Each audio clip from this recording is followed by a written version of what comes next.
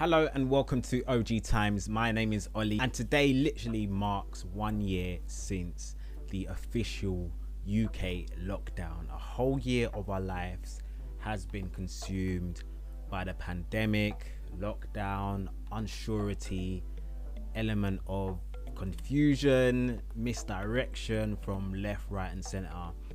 It's been a year of loss for many as well, do you know what I'm saying? So I'm very sensitive to the fact that, many have lost loved ones. Speaking for myself, I stand with you. Condolences to you and yours. And for many, it's been a year of opportunity for growth, for starting again, including myself. It's been such a monumental year, a year of reflection, a year of restarting, literally. Yeah, it's just been a crazy year. So I thought I'd kind of like document how I feel right now and what I'm thinking. And it's quite surreal, like no one expected us to still be in lockdown a year later in the UK. And, there are signs that things are getting better, but there's also signs of, surrounding countries still, going back into lockdown. As the title suggests, these are 8 things that I've learnt during this first year of lockdown, and hopefully it resonates with you guys as well. Let me know what you've learned in the comment section below as well. Please do subscribe to the channel. It really helps with the growth of this channel. It's literally free. Just press the red button. I'll give you a few seconds to do it now if you haven't done it already. 1, 2, 3. All right, thank you for subscribing. I appreciate it. So in this first year of lockdown, I learnt that this period is literally survival of the fittest, like in every shape of the way. I've heard this expression so many times, but to actually live it, this is like the era that we're in.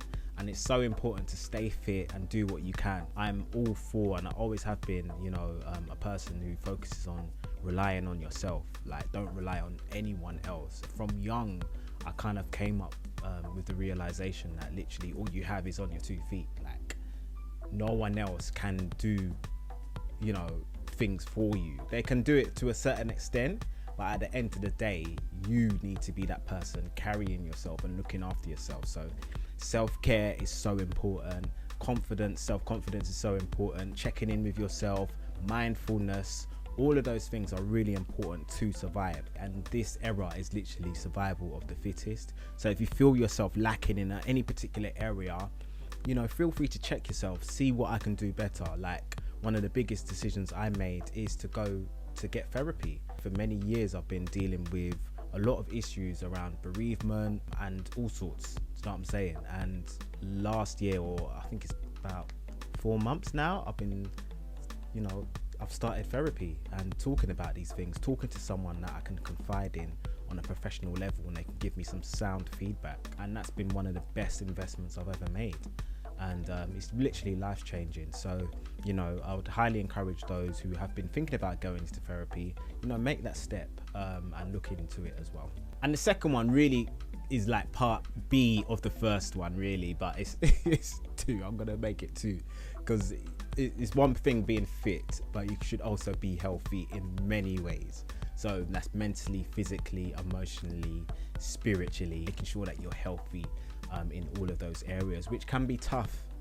Staying indoors for hours on end, hearing bad news and just, not being around your loved ones as much, it really can take its toll on you. I would encourage you guys just to practice mindfulness and throughout the day, just checking in with yourself, writing down your thoughts, going for a walk, getting some fresh air, being in touch with your loved ones over the phone, via text, via email, something. Just have some human interaction that will help. One app that has helped me recently is Clubhouse. It's an app on iPhones that you can get, and you get to drop in on conversations that are mostly valuable. A lot of it is entertainment and hype, but it's nice just to hear other humans talking every now and again, apart from the same people that you see on your Zoom calls for work every single day. It can just get a bit repetitive and monotonous. So to actually interact with other people in real time is quite unique. So I really rate Clubhouse for that experience as well. But fundamentally, I just encourage you guys to check in with yourself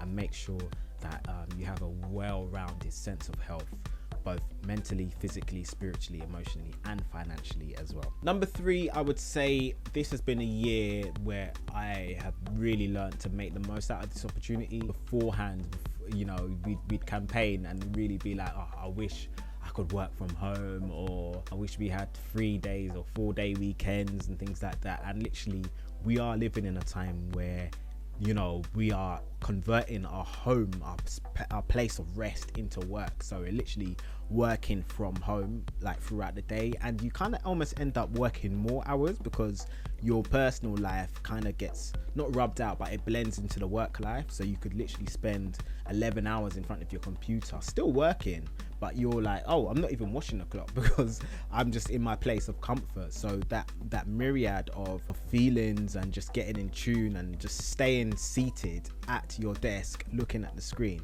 can really get to you, but you can also use it positively as well. So making sure that you get your work done and you do what you need to do, but also if you've got a business idea on the side, or if you've got a website you can learn from, like tutorials, this is a great opportunity to dive into something and build up on your skills so you can have something on the side as well. So number 4 out of 8, I think that this has been a year that has really shown me that it's so important to protect your energy. Like your space, your peace is so important. And you know, when you're rubbing shoulders with other people all day, it's like you kind of had to deal with it. But when you're in your own space and you've got this sense of peace, you literally have the power to shut things off. You can turn off your phone, you can close the computer, you can turn off your TV, and literally just maintain your home and your own space and just maintain that peace and that energy.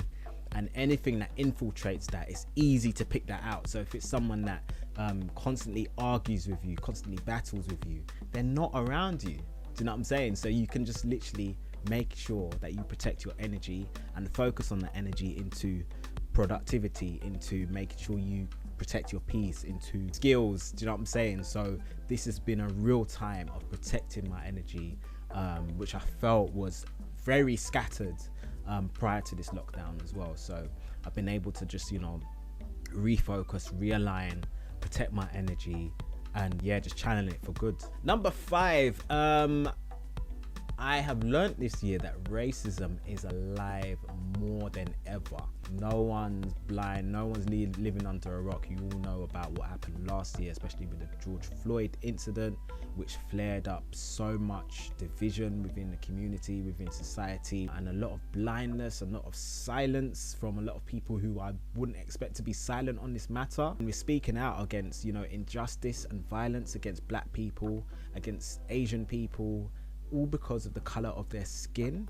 It is so wrong, and so much needs to change. And it does frustrate me that people with influence refuse to kind of address these things and speak on it in the fear of they might lose their audience. Well, your audience needs to know that this behavior is not right, and being silent about it is almost saying it's okay. Do you know what I mean? It's like seeing a crime happen in front of you and you just allowing it. It doesn't affect me, so you know what I mean? Like, it's all right, carry on, mate. Do you know what I mean? Like, it's not. Like, step in. When something is wrong, say it's wrong. Do something about it. And I'm so passionate about this. This year, or the last year, has really taught me how this country is so racist. Like, I knew before, but like seeing it left, right, and center, to see people out and bad just defend racism is just mind blowing. And you know, a lot of people prayed that 2020 would be, you know, the year of 2020 vision, like we'd really see with clarity, and we have seen a lot of things have been exposed, a lot of people's characters have been exposed. So yeah, we have got a lot of clarity in that area as to who is for us, who is against us as a people as well. So it's really been an eye-opening year, learning how racism is still very much alive and part of British culture, it seems. The 6th thing on my list is to learn how to start from scratch. It's been a real testing time for me personally, and literally a week before lockdown I had a massive life change, and I've moved back in with my mum. It's been a tough one to accept. It's something that I didn't want to do for a number of years, but it just came to a point where I had to come to a place where, yeah, I don't even want to talk too much about it, but I just had to. Yeah, it's just something that needs to be done. So as much as I've kind of held it together, still, you know, worked my 9 to 5, still started businesses, still, you know, done a lot of things, I've really had to start from scratch. And that's been a personal journey of mine, and I know it's going to be for the better. I know that this is not the end of my story. I know that I'm going to be prosperous with the help of God. You know, I'm a believer, I'm a Christian, I trust in God, and this has just been a real time of solitude and just learning how to trust in God as well, like not only just having the faith but also putting it into action as well. So it's one thing saying, yeah, God, I trust you, I believe you, but actually doing it and actually making things possible for me to move forward, because I know that I can't stay in this position for a long time. You know what I'm saying? So now it's a time of restarting, literally starting from scratch. And yeah, that's one of the biggest lessons and things that I've had to do over the last year. So on top of a pandemic, on top of, you know, not being around some of my family, same as you guys, you know what I'm saying, I've had to literally restart a lot of things from scratch. So yeah, it's been a testing year, but I'm excited for the future, man, trust me. Off the back of that, the 7th thing that I've learned this year is to create opportunities, and I've managed to do that from home, from the comfort of this bedroom, like literally come up with ideas to make some, you know, a bit of change on the side and start businesses where, because I'm staying at my mum's, she had a lot of leftover fabric and she's a seamstress as well, so I encouraged her to kind of put the fabric to good use, especially when there was a shortage of masks as well. So I encouraged her to make masks out of the material that we had. So we spent weeks developing and designing a unique face mask, a reversible cloth mask that was eco-friendly as well, washable, and it's done really, really well. And it actually got featured in one of the biggest media publications in the world, Complex, which blew my mind. So I never thought at the start of last year that anything that I would produce would be recognized, you know, by one of the biggest media publications in the world. But yeah, that's a massive achievement for me.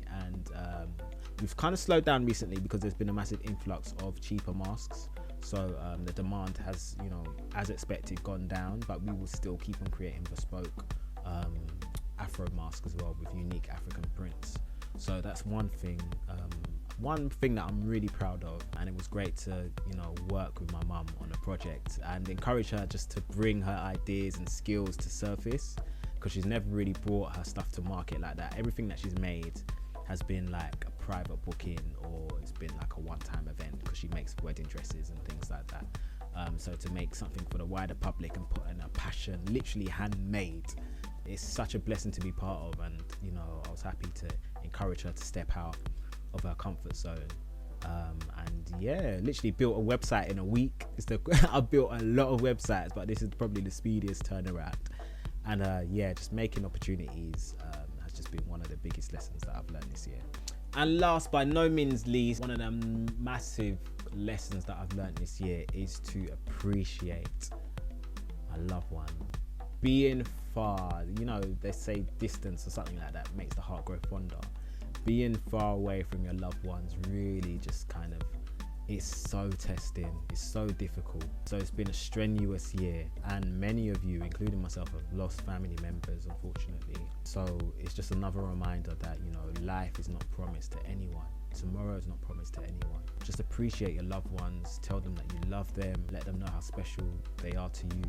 And yeah, when you are around them, just maximize on that opportunity.